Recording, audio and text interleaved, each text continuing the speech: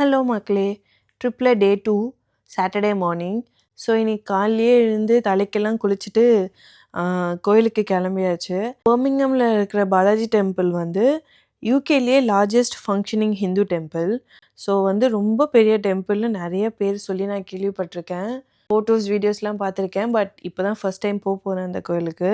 நான் வந்து ரொம்ப அடிக்கடி கோயில் போகிற பர்சன் கிடையாது. ஆனால் கோயிலுக்கு போனால் ரொம்ப ப்ளசண்ட்டாக இருக்கும். யூகே வந்தப்புறம் நம்ம நினச்ச மாதிரிலாம் கோயிலுக்கு போக முடியாது. ஃப்ரைடேஸும் சண்டேஸ் மட்டும்தான் கோயில் ஓப்பனில் இருக்கும். அதுக்குமே நாங்கள் சிட்டி சென்டர் போகிற மாதிரி இருக்கும். அதனால அடிக்கடியுமே போக முடியாது. விசேஷ டைமில் தான் கோயிலுக்கு போகிற மாதிரி இருக்கும். அதனால நான் இந்த பாலாஜி டெம்பிள் போகிறதுக்கு ரொம்ப எக்ஸைட்டடாக இருந்தேன் எனக்கு. ஸோ கோயிலுக்கு வந்து காலையிலேயே கிளம்பியாச்சு.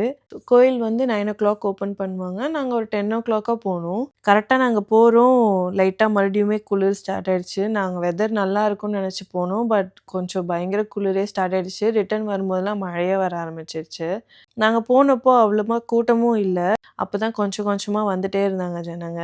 நாங்கள் போயிட்டு ஒரு ஒரு கடவுளாக பார்த்துட்டே போயிட்டுருந்தோம். ஓகே வந்த அப்புறம் இவ்வளோ பெரிய கோயில் நான் பார்த்ததே கிடையாது.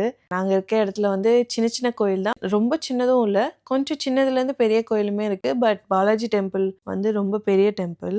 நாங்கள் போகிறோம், ஒரு 15 மினிட்ஸில் வந்து நெக்ஸ்ட்டு தரிசனம் ஸ்டார்ட் பண்ண போகிறேன்னு சொல்லி அனௌன்ஸ் பண்ணிட்டு இருந்தாங்க. அதனால நாங்கள் குடுன்னு எல்லா சாமியும் வெளியே பார்த்துட்டு சீக்கிரமாக தரிசனத்துக்கு போயிட்டோம். ஏன்னா நாங்கள் போக போக பயங்கர கூட்டம் வர ஆரம்பிச்சிச்சு. சாட்டர்டே, அதுவும் 4 டேஸ் ஹாலிடேஸ் வேறு. நிறைய பேர் வந்துட்டே இருந்தாங்க. அதனால நாங்கள் சீக்கிரமாக தரிசனத்துக்கு போயிட்டோம்.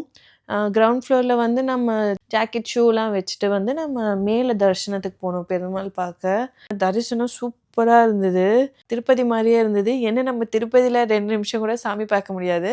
இங்கே நாங்கள் ஒரு 40 மினிட்ஸ் வந்து சாமி முன்னாடியே உட்காந்து பொறுமையாக தரிசனம்லாம் பண்ணிட்டு இருந்தோம். நாங்கள் தரிசனத்துக்கு டிக்கெட்டும் வாங்கியிருந்தோம். 5 பவுண்ட்ஸ்ன்னு நினைக்கிறேன் அந்த டிக்கெட்டு. ஸோ வந்து நாங்கள் தரிசனத்துக்கு டிக்கெட்டும் லட்டுக்கு டோக்கன்ஸும் வாங்கிட்டோம். பர் லட்டு வந்து 2 பவுண்ட்ஸு. நாங்கள் ஒரு 10 லட்டு வாங்கிக்கிட்டோம். இங்கே பக்கத்தில் ஃப்ரெண்ட்ஸுக்கெலாம் கொடுக்கலாம், நம்மளுமே சாப்பிட்லாம். திருப்பதி லட்டுனா யாருக்கு தான் பிடிக்காது? அதே மாதிரி பெருமாள் கோயில் லட்டுனா பிடிக்காம இருக்குமா? அதனால நாங்களுமே லட்டு வாங்கிக்கிட்டோம். வாங்கிட்டு டோக்கன் கொடுத்துட்டாங்க. நம்ம வந்து தேங்காய், பழம், பூலாம் எதுவுமே எடுத்துகிட்டு போக தேவையில்ல.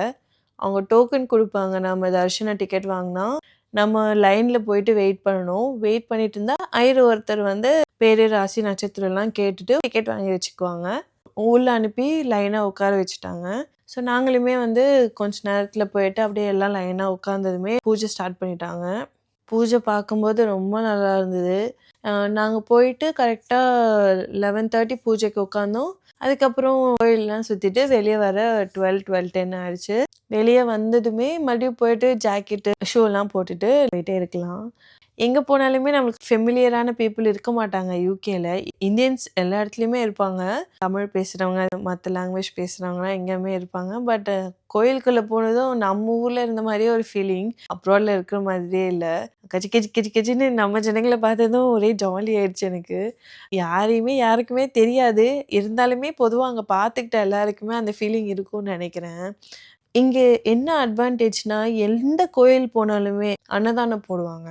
அதனால நாங்களுமே தரிசனம் முடிச்சுட்டு நேரா அன்னதானம் சாப்பிட போயிட்டோம். அன்னைக்கு வந்து சாப்பாடு, சாம்பார், பாயசம், ஒரு கூட்டு கொடுத்துருந்தாங்க. பாப்பாக்குமே தனி பிளேட் கொடுத்துருந்தாங்க. ஆக்சுவலாக இப்போ இருக்கிறது வந்து ரொம்ப சின்ன ஸ்பேஸு.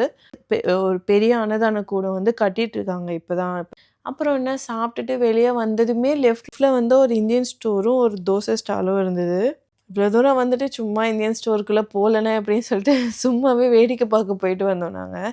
எந்த பொருள்லாம் எதுவும் வாங்கலை, சும்மா என்னென்ன திங்ஸ் வச்சுருக்காங்க அப்படின்னு பார்க்க போகணும். பொதுவாக எல்லா இந்தியன் ஸ்டோர்ஸில் வச்சுருக்கிறதுமே அங்கே எல்லாமே இருக்குது, எதுவுமே இல்லாமல் இல்லை. Everything is available but just காஸ்ட்லிங்கிற மாதிரி எல்லாமே இங்கே கொஞ்சம் காஸ்ட்லி தான் இந்தியன் ப்ராடக்ட்ஸு. அப்புறம் இந்தியன் ஸ்டோர்லாம் வேடிக்கை பார்த்துட்டு வெளியே வந்தால் தோசை ஸ்டால். சாப்பிட்ட அன்னதானம் இருந்தாலும் கொஞ்சமாக தான் அன்னதானம் கொடுத்தாங்க. அதனால தோசை ஸ்டால்லையுமே ஒரு என்ட்ரி போட்டு போகலான்னு உள்ளே போனால் அங்கே ஸ்நாக்ஸு, ஸ்வீட்ஸ் எல்லாமே வச்சுருக்காங்க. தோசை ஸ்டால் வெறும் தோசை இருக்குன்னு பார்த்தா ஃபலூடா, ஸ்நாக்ஸு, ஸ்வீட்ஸு, பஜ்ஜிலாம் இருந்துச்சு.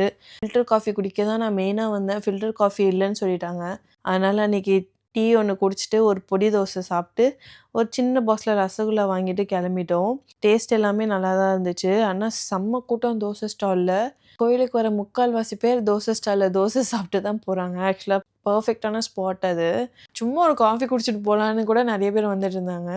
அப்புறம் தோசைலாம் சாப்பிட்டுட்டு நாங்க திரும்பி கிளம்புறதுக்குள்ள கொஞ்சம் நல்லா காத்துமே ஸ்டார்ட் ஆயிடுச்சு. லைட்டா மழையும் தூற ஆரம்பிச்சிருச்சு. அதனால நாங்க அப்படியே கிளம்பிட்டோம். பர்மிங்ஹாம் பாலாஜி கோயில் டெம்பிள் விசிட் வந்து சூப்பரா இருந்தது. எக்ஸ்பெக்ட்டே பண்ணல இவ்ளோ நல்லா இருக்கும்னு. பட் ரொம்ப நல்லா இருந்தது.